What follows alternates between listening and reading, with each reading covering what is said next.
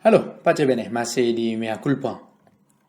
Saya mau menunjukkan satu orang kudus yang diklaim sebagai orang kudus pertama dari Australia. Dialah bernama Santa Maria MacKillop, atau dalam nama aslinya Mary MacKillop. Dia diklaim sebagai orang kudus pertama dari Australia meskipun dia bukan penduduk asli di sana, bukan orang aborigin. Dia adalah pendatang, sebagaimana bapaknya adalah seorang migran ke Australia. Oke, Mary MacKillop adalah putri dari seorang laki-laki bernama Alexander MacKillop dan ibunya bernama Flora MacDonald. Mary MacKillop lahir di Melbourne pada bulan Januari tahun 1842. Jadi cukup lama. Dan menghabiskan masa kecilnya di Victoria. Dan dia memiliki perhatian yang istimewa terhadap hidup rohani, dan itu sudah tampak sejak dia masih muda. Kita coba lihat beberapa informasi tentang bapaknya, Alexander MacKillop. Alexander MacKillop lahir di Skotlandia tahun 1812. Umur 30 tahun, akhirnya putrinya kemudian lahir sebagai putri sulung dari mereka. Di usia 12 tahun, dia mulai belajar menjadi seorang pastor. Dia pernah masuk seminari dan bahkan pernah dikirim ke Roma untuk studi menjadi seorang pastor. Tetapi kemudian cita-citanya kandas dan akhirnya tahun 1838, berusia 26 tahun, dia bermigrasi ke Sydney dan dia kemudian berpindah ke Melbourne 1 tahun kemudian. Lalu pada tahun 1840 dia bertemu dengan istrinya itu, yaitu Flora MacDonald. Awalnya dia memiliki usaha yang bagus, si Alexander MacKillop ini, bapaknya orang kudus Santa Maria ini. Tetapi karena perjanjian kerja yang salah paham, yang keliru, akhirnya usahanya gagal. Dan akhirnya mereka tinggal berpindah-pindah dan mereka hidup miskin.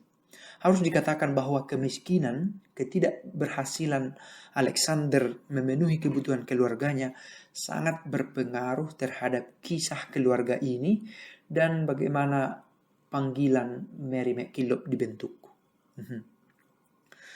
Mereka berpindah-pindah dan ini membuat situasi yang tidak nyaman bagi keluarga itu, terutama kepada Flora MacKillop, istri Alexander, ibu dari Maria MacKillop ini. Flora MacDonald sendiri lahir di keluarga yang terdidik di Skotlandia juga tahun 1816, beda 4 tahun dari Alexander MacKillop. Tetapi kemudian akhirnya dia bertemu dengan Alexander MacKillop lalu di Australia, lalu menikah dan jatuh miskin sebagaimana Alexander gagal membangun usaha keluarganya. Dan Flora membuat satu catatan sebagai dia adalah Maria membuat satu catatan tentang keluarganya. Dia adalah putri sulung, anak sulung dari keluarga itu, mengatakan bahwa ibuku sangat menderita karena kemiskinan kami ini, katanya. Tetapi ibuku orang yang taat beragama dan dia setia pada iman dan penyelenggaraan ilahi. Ibu ini, si Flora MacDonald ini, adalah seorang yang kuat karena iman. Meskipun suaminya tidak berhasil memenuhi kebutuhan mereka, Flora tetap bertahan. Mary Helen MacKillop, si orang kudus yang kita bicarakan ini, lahir tanggal 15 Januari tahun 1842 di Fitzroy di Melbourne, di satu alamat yang namanya Fitzroy.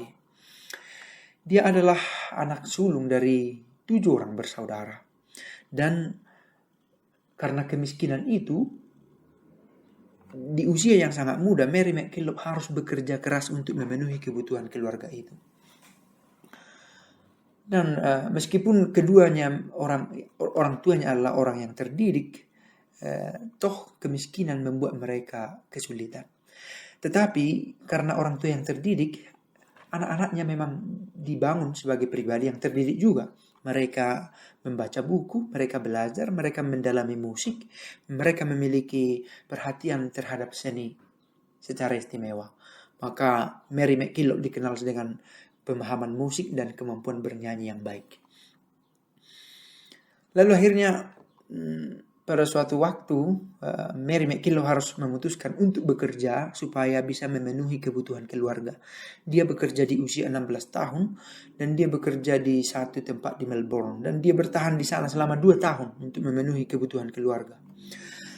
Lalu kemudian dia pindah ke Penola, satu daerah di sana di mana dia bekerja untuk pamannya dan tantenya Margaret dan pamannya bernama Alexander juga, Alexander Cameron.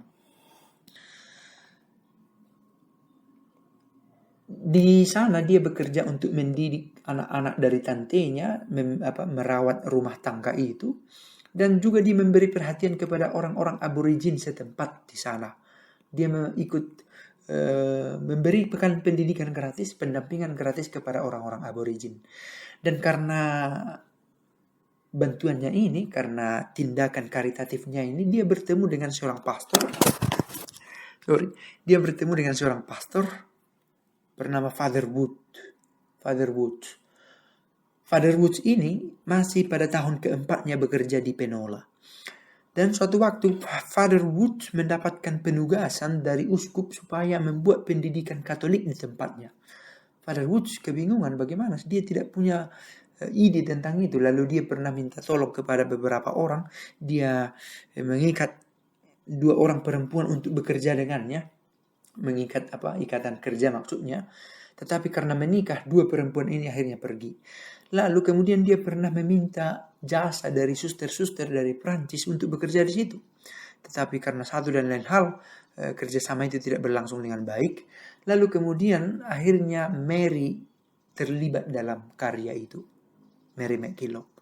Dan dia memberikan perhatian yang istimewa terhadap pendidikan kepada orang miskin dan terbelakang. Dan dia juga akhirnya terlibat dalam kelompok Suster Santo Joseph yang dibina oleh Father Woods ini, Father Woods. Lalu kemudian dia menjadi suster pertama dari kelompok itu. Dan demikianlah dia memberi perhatian yang istimewa terhadap orang-orang miskin, orang-orang lemah di Australia, terutama di Penola itu, dan itulah yang akhirnya membawa dia ke kekudusan. Oke, masih banyak kisah tentang Mary McKillop yang dikanonisasi pada bulan Oktober oleh Paus Benedictus ke-16, tetapi kita mau melihat keluarganya yang ternyata berasal dari keluarga yang sederhana, bukan karena ketidaktahuan, tetapi memang begitulah usaha yang sudah mereka rintis belum berhasil, dan itu membentuk karakter mereka dan menguatkan mereka dalam iman. Dan Mary McKillop dikatakan oleh seorang kardinal di sana bukan karena melakukan pekerjaan yang besar, tetapi orang yang tekun untuk bekerja, dan itu kelebihan dari Mary McKillop, seorang kudus dari Australia. Semoga video ini berguna untuk memotivasi kita, pertama untuk tidak berdiam dalam kegagalan kita, yang kedua untuk dengan tekun melakukan sebisa mungkin yang baik yang bisa kita buat, dan berharap pada penyelenggaraan Allah meskipun hidup kita ada dalam cobaan, ada kesulitan yang kita hadapi. Pace e bene.